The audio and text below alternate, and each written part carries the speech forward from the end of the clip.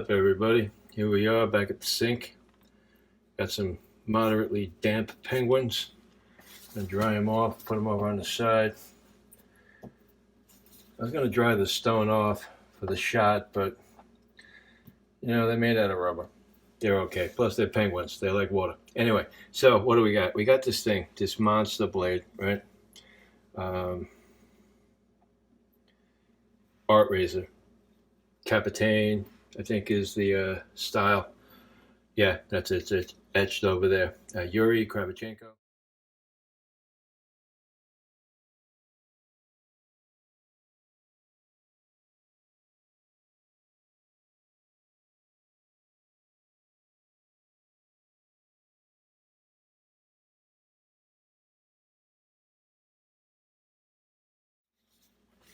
Artisan. Makes a very fine blade. The scales are walrus bone. Wedge looks to be some sort of polymer. Pins look good. Nickel silver, perhaps. Very nice shape. Very nice layout. The very nice lines. I like razors to just have a typical old school razor profile. So why are we honing it? I just got it, and I just shaved with it. And the shave was good. I got it from a guy on a shaving forum that, we've exchanged thoughts and ideas and whatever over the years. And he put this up for sale, and I got it. And when I asked him how he honed it, and that's something that I always do, he told me he uses 2 layers of Super 88 on the spine because he says he likes a steeper bevel, was his response. So, okay, so that's not, typical. And I really don't want a blade that is honed on 2 layers of tape, just for the simple fact that I don't like using tape. And if I have to use tape, or I decide to, I only want to use 1 layer. Right? And because Scott used 2 layers for like his own preference, like it wasn't mandatory, right? It wasn't because, the grind on this is immaculate. The steel, everything is perfect about this blade. He didn't use 2 layers to overcome a challenge. He just prefers it. So I want to undo that. And you may think I'm nuts for just getting a razor and jumping right into changing the bevel, or changing the bevel angle. But the thing is, I've been doing this a while, and I know what I like and I know what I want, and I shaved with the blade and it felt good, and I'm saying to myself, you know what, I'm probably going to keep this. This isn't going to be something like I'm looking to get rid of at any point in the future. I'm not going to be looking to get rid of this quickly. I may sell it at some point, but I'm going to have it for a while. So I'm going to hone it, and I'm going to hone it to my liking. This reset, this recalibration of the bevel, has nothing to do with numbers. It shaved okay. And what I'm about to do is I'm going from 2 layers of Super 88 to 1 layer of Super 33. So it's like 1 degree.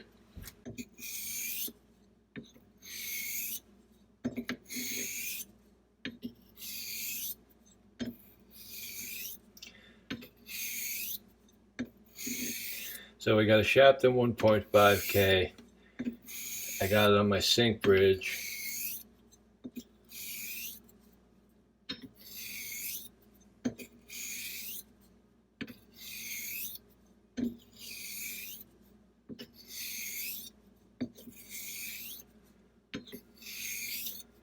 And I really shouldn't have to go too far with this work here to get the bevel angle correction that I'm looking for.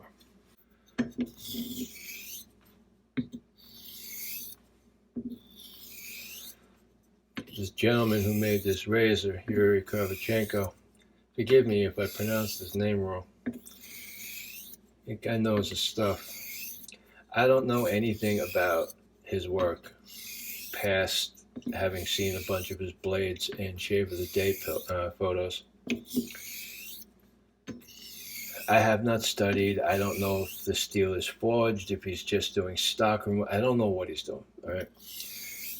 I'm kind of tired of the endless focus on atomic level minutia amongst people in the forums and the discussion groups and stuff. It's like, does it shave right? Does it shave good? Do you like the blade? Do you like the lines? Do you like the look? Can you afford it? Is it something you're going to keep? Is it something you really wanted? Was it an impulse buy? You know, these types of things are what's important to me now. You know, I have had a million razors. I've had a lot of blades from different countries and different grinds, and time and time again, I keep going back to large blades, Sheffields, heavier grinds. I'm a big fan of the Wade and Butcher, like 8/8 style blades, but even the 7/8s are good. And sometimes the 7/8s, they were 8/8s at one time, so if they were half hollow originally, they're going to be a little stiffer after they've been honed up. Let me take another look at this blade.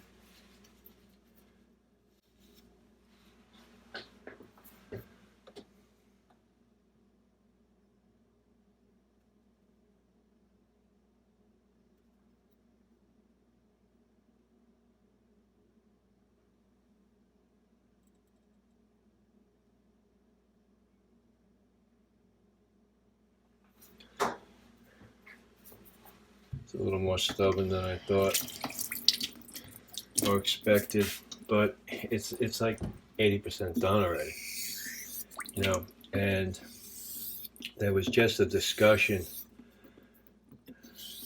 on the internet. Somebody was buying a blade and it was home with a particular type of tape, and he didn't have that tape, so he was getting a roll from the maker.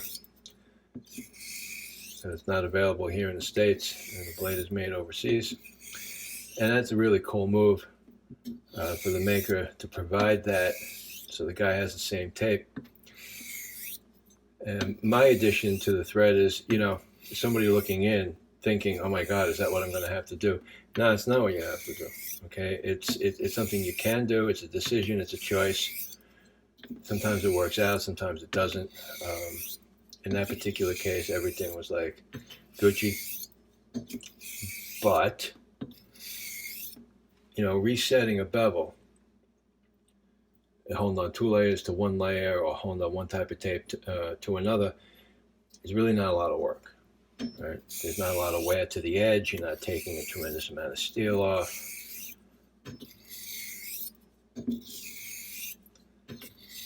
I don't know if the previous owner did a bevel set on this, or if the bevel set was something done by the maker. I don't know. Let me take a look. So you see I'm like checking every like little bit here, and that's key, because you want to sneak up on this. You don't want to get into, you know, removing material, you know, like past what you need to. Okay, so the return side, it's not where I want it.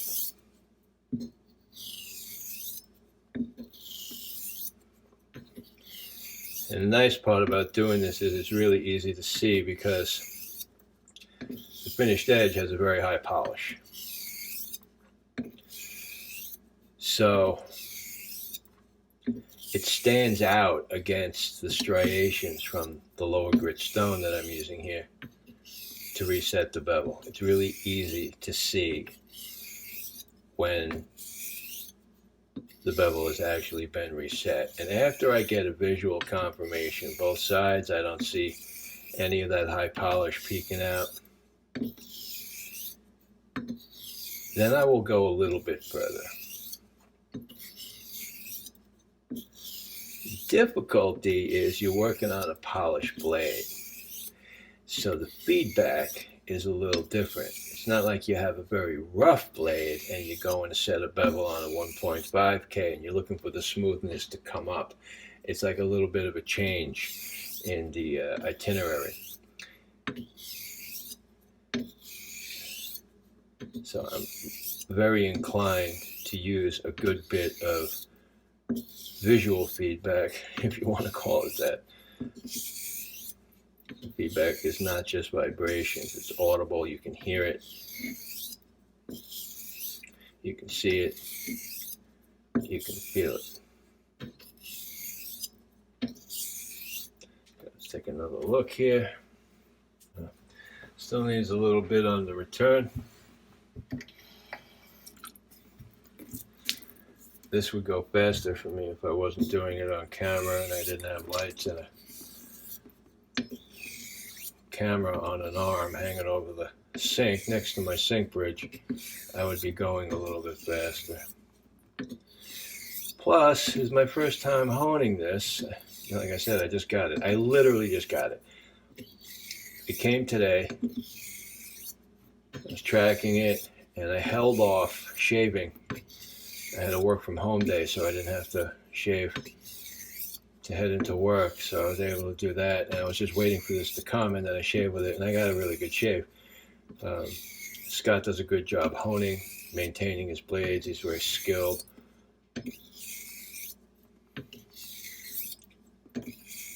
So I could have just left it, you know, and he did ask me when we were doing the transaction. He said, I finished this on a nice Ranconian, so please resist the urge to rehone it. And I knew in my mind that I was going to rehone it because I just do all the time, but I wanted to honor his confidence in his edge with that Franconian. And it was a good edge, you know, it was a good edge. You know, anybody getting an edge from that guy is going to get a shaving edge that, you know, you're going to like.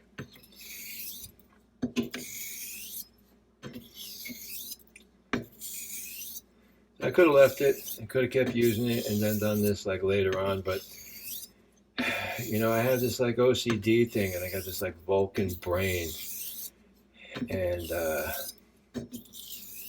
I just kind of want this straightened out. Plus, I wanted to hone something, and honing this is like, you know, such a change from what I'm normally doing. Lately, you know, doing test honings with new stones with an Etsy store, and then I have several blades dedicated to my barber hone, the Gammonite. And that's what I've been shaving with almost exclusively now for like what seems like 6 weeks. And like that hone has really like impressed the hell out of me. I actually used it as a finishing stone. I honed to a 10K on glass stones. Well, I started on pro stones and then jumped to glass for 6K, 10K. And after 10K, I used the Gammonite barber hone. And like, yeah, I don't want to sound like I'm like, you know, tooting my own horn, but holy crap, man, that is just solid. I've shaved a lot on it, and every time I'm done shaving, it's like, wow, that was a great shave. Is it as good as a Jane at edge, or is it whatever? I don't want to get into all of that. It's a different thing. It's apples and oranges. I will probably always say that I'm always going to prefer honing on natural stones after I do the groundwork over synthetics, but yeah, that was special, that edge. It's still ticking too, man. No joke. That hone is rocking. I still have a few left too from that batch.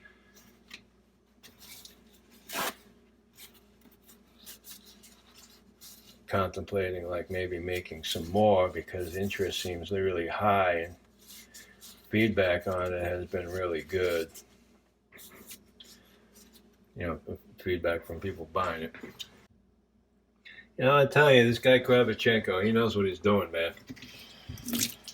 Geometry on this blade is such a big blade, okay? The geometry on this is like seriously on point. Seriously on point. Really impressed.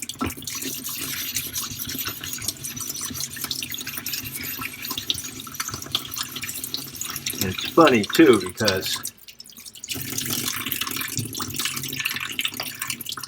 besides the fact that it's a big blade, I put the calipers on the spine, and there's almost down at the heel reading about 8.4, and up by the toe it's like 9.1. But now I'm looking at the honing here, and I'm saying to myself, this guy, Yuri, when he made this, I guess he's doing it by feel, and he can like really gauge like what's going on. So to have a spine that has a little bit of a variance like that, but to maintain your hollowing, so you grind into the hollow, and to maintain such a nice bevel line, dude, like hats off to you. Hats off to you.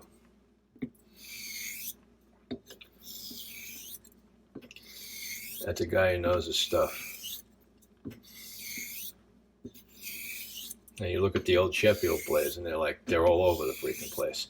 And it doesn't matter. In use, you get an edge on it, and you go and you shave, and it's all golden. I love shaving with those blades. Sometimes I'm fond of saying the wonkier the bevel, the better. But I tell you, I'm impressed with this guy's grinding. There was another gentleman out of like either Ukraine or Russia. I forget his name. Nice guy. He was in a couple of the groups, and he had one blade, big like this, really nice profile. I was thinking about getting it. Now that I got one from Yuri, maybe I'll look into getting one from that gentleman, because I think there's a connection between the two. Like maybe there was an apprenticeship, or at least there's some sort of like mutual exchange of ideas or something. I don't know. I don't want to overspeak my bounds here, because I just don't know what I'm talking about exactly. But I feel as though there's a connection between those two guys. But that blade he made called the Elephant, he sells on Etsy. And the prices I thought were like really fair, to be honest. That's what I felt. Some people say, "Oh, Etsy, everything is overpriced." And it's like, no, it's not. Sometimes, you see like a beanie and it costs like $30, but it takes time to make things, and it takes skill, and so just because it's a simple beanie and it's $30, it doesn't mean it's too much money. There's a lot that goes into it that you don't see sometimes. And then, you get people like jacking up prices on ship, whatever. It's the same everywhere.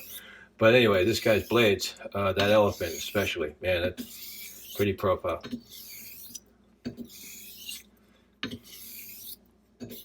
Okay, so what I'm going to do here, now that I pretty much starting to be able to get a feel for this blade now, I'm starting to like really feel the blade on the stone.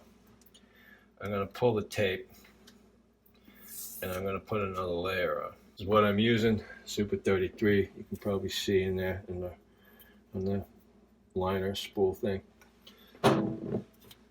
Sometimes I use Templex 1700, because I do a lot of my electronics work with that, and it's always out on the bench. But this stuff wears a little better on the stone, just a little. And this blade is so fat, I think I need to use like wider electrical tip.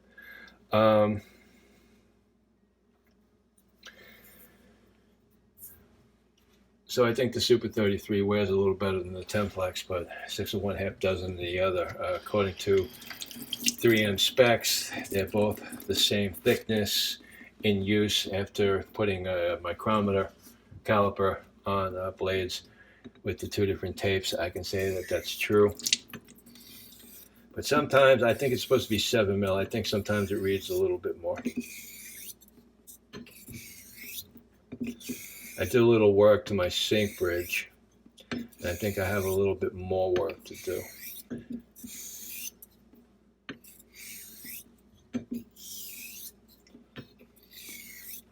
So the reason for changing the tape is, the tape wears as you go along, right? So I'm torqued to the edge, so I'm really not wearing too heavily on the spine, but you're still going to wear the spine because it's going over an abrasive stone. So what happens is that the bevel angle is going to like suffer a little tiny bit of a teeny weeny little bit of a change. More so if you really like lean on it and wear too much. So if you use a more coarse stone, it might be advisable to change the tape more often.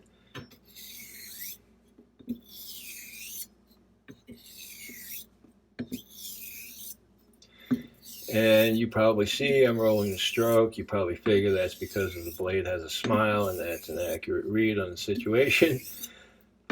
Mandatory, got to do it. As I'm really getting into it now, I'm really picking up the feel for the geometry. And the blade is telling me I'm done. Visually, it looked done before, but right now I feel as though I've gone just that little tiny bit further and got the striations to clear the apex, which is what you need to do when you're setting the bevel or resetting the bevel.